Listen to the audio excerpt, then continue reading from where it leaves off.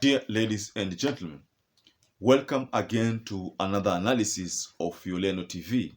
So there are some key points which Kalonzo Musyoka shared with the public over some alleged failures, imminent failures of Kenya Kwanza government.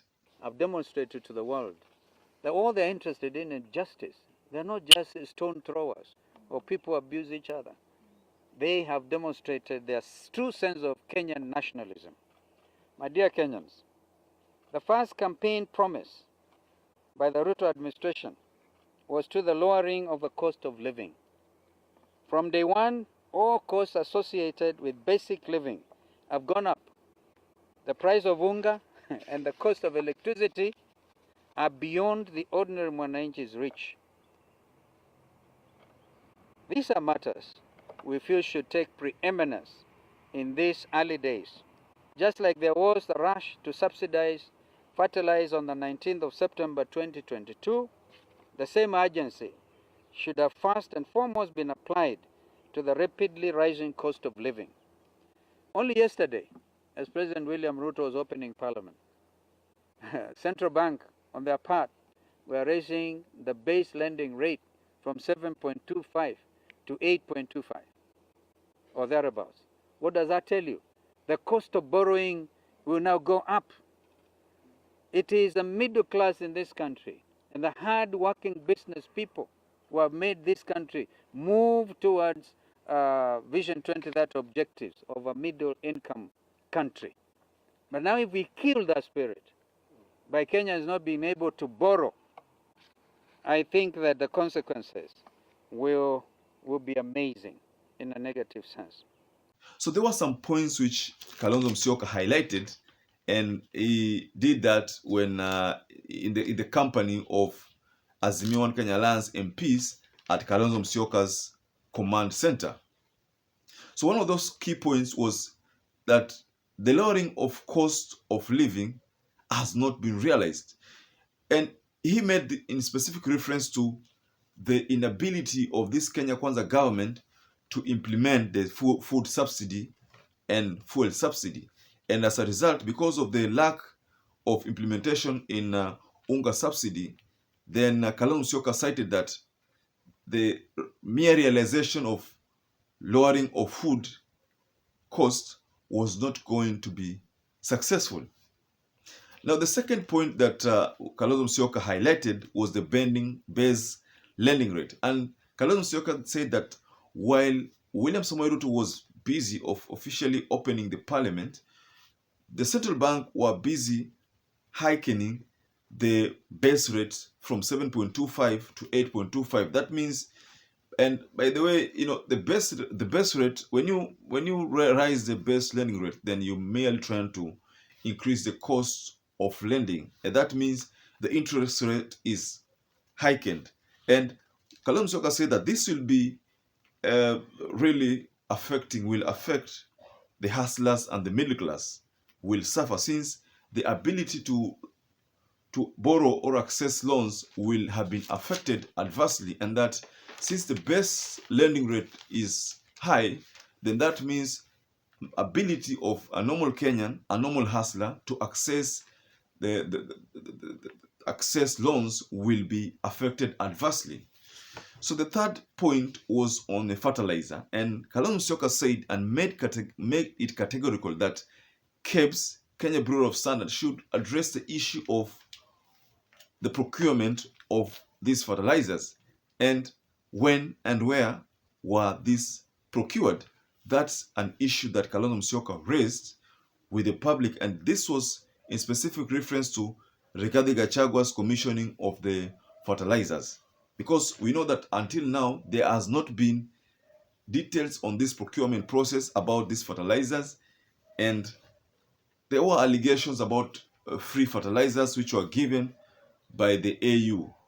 So I think Kalonzo Musyoka would like to have a strict clarification on this matter. So there is another point that Kalonzo Musyoka raised about the high fuel cost, and he supported his point by saying that by now Kenya should realize the reduction in cost of fuel, because a barrel of oil has reduced from $8 from actually $120 to $80 per barrel, and that means the cost, the fuel is supposed to go down. And so he made specific reference to the current fuel cost as having been high, and he said that by now the Kenya Kwanza government should have implemented a reduction policy on these fuels. So the fifth point was the utilization of savings for development instead of borrowing. The ambitious plan of raising 300 billion. Remember, the president has recently been advocating for a saving culture, in that the government will use these funds from the savings kitty to conduct its development agenda, as opposed to getting money from outside. I think Ruto has a plan, which I don't know about that plan, but the plan is more or less like getting money from locals and paying them with interest. That is what William Samoei Ruto is trying to say. And we live in a society where, even Sabina Chege said about this, we live in a society where people are reluctant to save. Now, how to raise this 300 billion is one thing that Kenya Kwanza Alliance has not addressed. So on to the sixth point that Kalonzo Musyoka dealt on was the cabinet secretaries, and that during the Kenya Kwanza's campaign, they had made it strict clarification, or rather a promise, that they would give 50% of the cabinet slots to women. But it happens that out of the more than 21 seats, only 7 seats were allocated to women.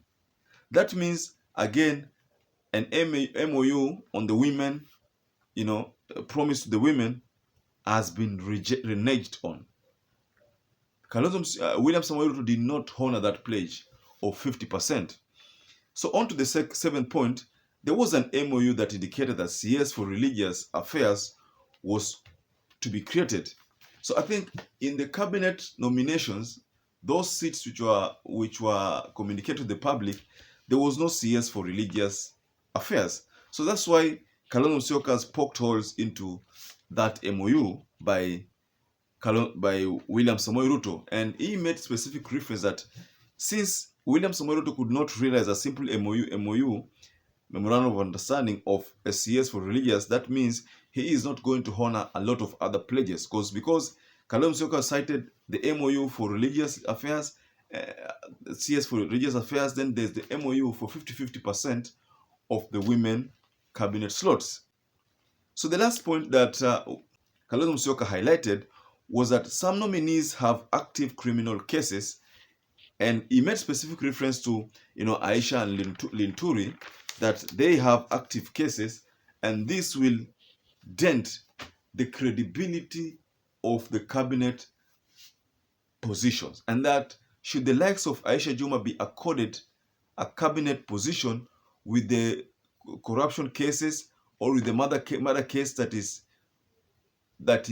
Aisha Juma has, then I think what Kalonzo Musyoka is trying to say, that it will be one of the biggest joke of the century for William Samoei Ruto to have to nominate these people, considering that they have cases in courts. Linturi had a serious case, matrimonial case, that involved some videos being, the wife had to share some videos, details about some videos, and this has eaten into Linturi's reputation. So, ladies and gentlemen, I was just sharing some key points that Kalonzo Musyoka highlighted as to having the reason why Kenya Kwanza government is likely to fail, because there are enough indications that they are not honoring promises, that the MOUs have already been reneged on. So I was just sharing those points, and those points were made by Kalonzo Musyoka from his command center. Now, we also question how this fertilizer was procured, when it was procured, and where it was sourced from. We ask, does it meet the Kenya Bureau of Standards, KEBS standards? This administration must therefore make public, because one thing we have done as a country is to open up this country. And the basic rights of Kenyans, the right to life, There's nothing, one thing that nobody can take away from Kenyans is the basic rights. Therefore, the right to know is important. This administration, therefore, should make public the procurement process of this fertilizer subsidy. We have directed our MPs, a lot of whom, as you can see, at very short notice, managed to come to the command center. We have directed our MPs to commence an inquiry into the same. Fellow countrymen, as you are well aware, the extremely high cost of fuel in Kenya affects all sectors of our economy, from production costs that makes us unattractive to investors and our local manufacturing to transport costs that inevitably makes life unbearable, with the expensive basic cost of goods and services.